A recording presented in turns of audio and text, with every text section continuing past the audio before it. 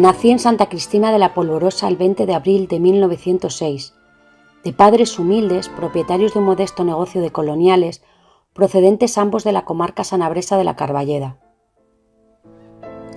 Huérfano de padre a los 11 años, murió de la llamada gripe española de 1918, estudié bachillerato en Benavente, distante 4 kilómetros de mi casa, ciudad a la que acudía andando en compañía de mis hermanos. Por empeño de mi madre, comencé los estudios de magisterio en la Escuela Normal de Zamora, donde solo permanecí un año, porque mi deseo era ir a la universidad. Y así fue. Al año siguiente me matriculé en la Universidad Central de Madrid, primero en San Mateo, donde cursé primero de Derecho, para luego pasar a la Universidad de San Bernardo, donde inicié los estudios de Filosofía y Letras. En aquellos momentos fuimos pioneras un grupo de mujeres en el acceso a los estudios superiores. Comencé mis estudios en la universidad en 1923 y terminé la licenciatura de Historia en 1928. A continuación preparé el examen de premio extraordinario de licenciatura. Me examiné y me lo concedieron. De 1928 a 1929 cursé las asignaturas de doctorado, pero no hice la tesis por preparar las oposiciones. Durante todos estos años disfruté de la sabiduría de profesores de reconocido prestigio. Aunque de algunos no conservo en la memoria su nombre, y sobre todo don Manuel Gómez Moreno, de Arqueología Arábiga, con el que mantendría un trato especial que continuaría después de acabada la carrera. Con él visité en varias ocasiones el Museo del Prado, realicé excavaciones junto a otros compañeros por la provincia de Madrid e incluso acudí en compañía de su hija María Elena a la Exposición Universal de Sevilla de 1929. Posteriormente, ya en Zamora, continuaría mi relación con mi profesor con motivos de las visitas que hizo durante el desmontaje y traslado de la iglesia visigoda de San Pedro de la Nave.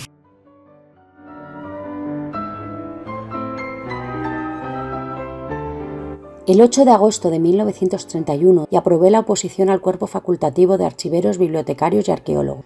Mi primer destino fue el Archivo Histórico Nacional, donde estuve hasta el 17 de noviembre de 1931, que fui destinada por concurso al Museo Arqueológico de León, instalado desde su inauguración en 1869 en el soberbio edificio santiaguista de San Marcos. El panorama del museo era desolador por sus añejas instalaciones, con el personal reducido a un único conserje, carencia que ha sido habitual en los museos provinciales hasta tiempos recientes. Siempre recordaré el intenso frío propiciado por la climatología de la ciudad y por la falta de condiciones mínimas del edificio del museo, compartido en aquellos años con las instalaciones castrenses del cuarto depósito de remonta de caballería. Vienen luego los días convulsos del lanzamiento militar del 18 de julio de 1936. Al día siguiente del levantamiento, una columna de mineros de las cuencas leonesa y asturiana bajó hasta León con idea de hacer frente a los insurrectos, tomando el edificio de San Marcos mientras yo me encontraba catalogando monedas romanas en mi despacho. Al cabo de unos días, aún se encontraba en el balcón de mi despacho un palo con un trapo blanco en señal de rendición. A partir de esa fecha, el museo permaneció cerrado y convertido en campo de concentración, con el consiguiente deterioro de algunas piezas forzadas a una situación de abandono. Desde mi despacho en el primer piso he visto sufrir a personas conocidas y estimadas, algunos compañeros cercanos.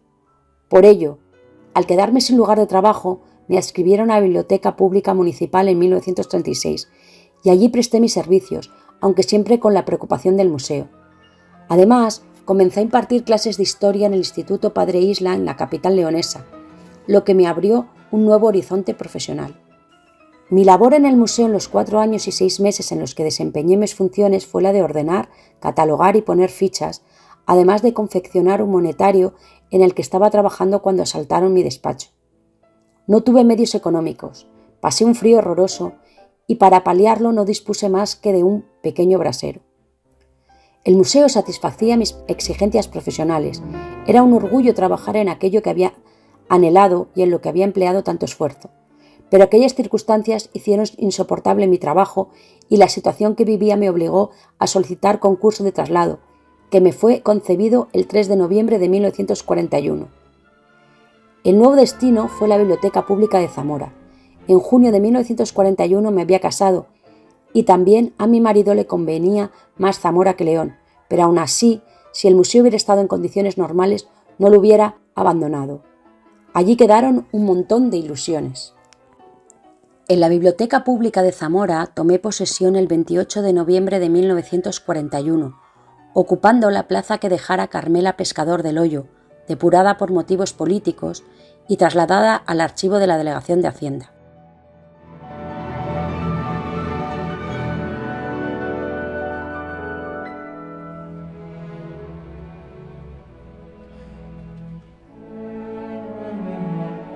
La biblioteca estaba entonces instalada en un modesto y viejo local de la calle de San Vicente, junto al teatro principal que antes había sido Casa de Socorro. El edificio tenía 2 plantas. La planta baja la ocupaba el archivo histórico y la planta alta la biblioteca. Los 2 centros se encontraban muy escasos de espacio. El archivo tenía llena su planta y no podía recoger más protocolos ni documentos. Por su parte, la biblioteca no tenía espacio para sus libros y era imposible ubicar las nuevas adquisiciones. Además, la biblioteca había dejado su fondo antiguo en un local del convento de la Concepción, y era conveniente reunirlo no solo para su custodia, sino también para ordenarlo y catalogarlo. Esa fue inicialmente mi labor, la de registrar y catalogar libros que estaban almacenados en la planta baja, además de registrar los libros antiguos que se encontraban en el citado convento de la Concepción y, como era lógico, los libros que ingresaban anualmente en la biblioteca. A ello había que añadir la actualización de ficheros. Todo este trabajo se realizaba con un solo subalterno, que no solo subía y bajaba los libros que se necesitaban, sino que también vigilaba la sala de lectura.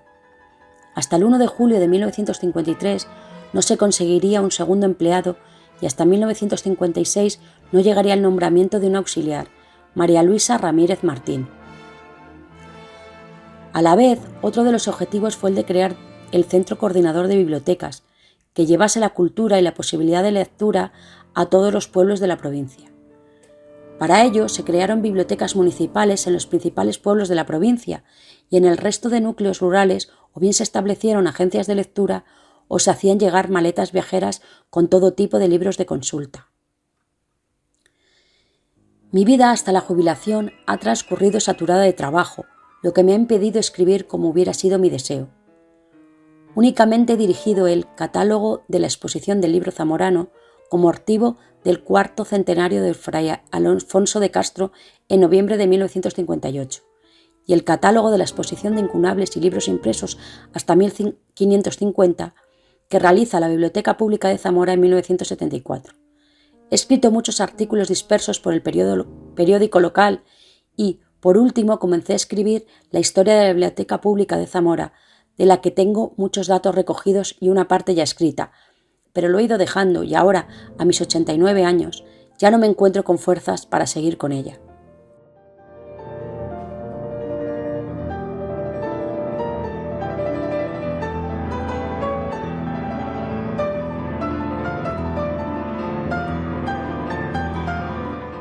Este es el resumen de una vida de dedicación y entrega a un trabajo que amé profundamente y que tantas compensaciones me dio.